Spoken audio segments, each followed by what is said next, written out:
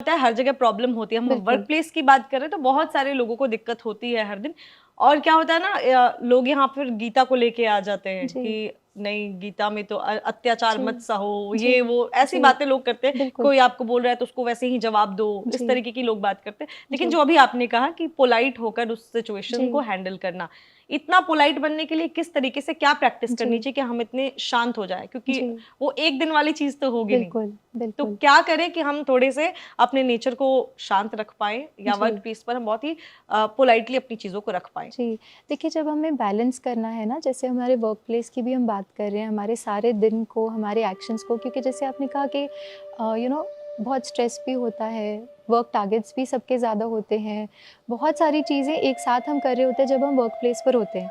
तो वहाँ पर अगर हमें एक्सटर्नल चीज़ों को बैलेंस करना है तो it starts with balancing our mental energies. हमारी जो मेंटल एनर्जीज़ हैं, जब वो बैलेंस्ड हैं तो कहीं ना कहीं हमारी इमोशनल एनर्जीज़ बैलेंस हो जाएंगी।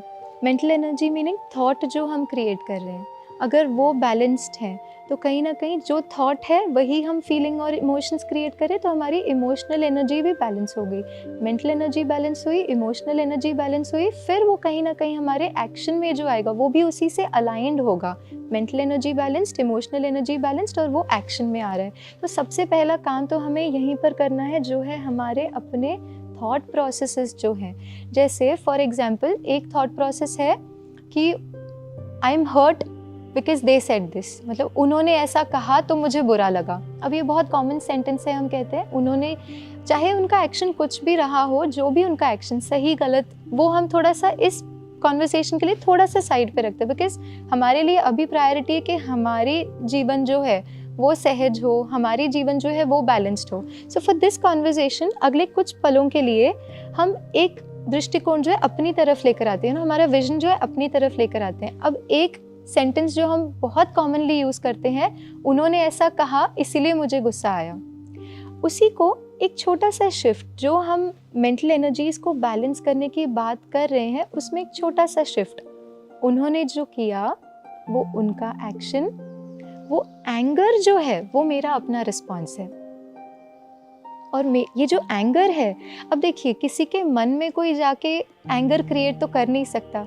उन्होंने जो किया, अब बहुत सिंपल एक एग्जांपल ले लेते हैं। जैसे एक बॉस है और दो टीम मेंबर्स हैं। बॉस ने बहुत डांट दिया दोनों को ही, कुछ था कोई अचीव करना था, कोई मीटिंग ऑर्गेनाइज करनी थी और वो ठीक से नहीं हुई, जहाँ पे चीज़ें थोड़ा सा ऊपर नीचे हो गई। अब बॉस ने दोनों को बुलाया, दोनों को ही खूब डांट लगा दी। ऐसे करते हैं कि आपको पहले ही बताया था, पहले ही टाइमलाइंस दे दिए थे, फिर भी पूरा नहीं हुआ, काफ़ी कुछ उन्हें बोल दिया, दोनों भी आप लोग बिल्कुल सीरियस नहीं हो, काफ़ी कुछ बोल दिया। अब मुझे एक बात बताइए, क्या दोनों ही टीम मेंबर बिल्कुल सेम रिस्पॉन्ड करेंगे बॉस को? एक हो सकता है एक कहे कि छोड़ो ये तो हमेशा ही कहता है, इट्स ओके, ये तो इनका तो काम ही है, इनको तो बॉस है तो इनको बोलना ही है, इट्स ओके। दूसरा हो सकता है सोचे मैंने इतना हार्ड वर्क किया था, ये फिर भी वैल्यू ही नहीं करते हैं, यहाँ पे कुछ करने की कोई वैल्यू ही नहीं। ये दो रिस्पॉन्सेज हैं। तो अगर मैं कहती हूँ गुस्सा उन्होंने क्रिएट किया, तो दोनों का सेम होना चाहिए था। उनके कहने पर अगर मेरा गुस्सा क्रिएट हो रहा है तो दोनों का सेम रिस्पॉन्स होना चाहिए था। अगर ये दोनों अलग रिस्पॉन्ड कर रहे हैं, विच मीन्स वो सिर्फ एक ट्रिगर है, लेकिन क्रिएट तो मैं कर रहा हूँ। सो समवेयर स्पिरिचुअलिटी वो हमें responsibility meaning our ability to respond to any situation, तो वो हमारी अपनी ability to respond to a situation को बेटर कर देता है, जहाँ पे I am able to create the right thought processes. उनका गुस्सा या उनका डांटना, उनका एक्शन, सबसे पहले तो ये अंडरस्टैंडिंग कि गुस्सा वो नहीं क्रिएट करें, गुस्सा फिर भी मैं ही क्रिएट कर रही हूँ। और जब हम ये सोच लेते हैं कि गुस्सा वो नहीं क्रिएट कर रहे हैं, मैं क्रिएट करती हूँ, ये हमें एक पावर दे देता है टू चूज़। जब तक हम यही कह रहे हैं कि उनकी वजह से गुस्सा आ रहा है, उनकी वजह से मैं दुखी हूँ, उन्होंने ऐसा किया, उन्होंने गलत किया, अगर मैं यही कह रही हूँ तो मैं बैठ गई, okay I am not suppose to do anything, क्योंकि वही गलत करे तो उनको सही करना है।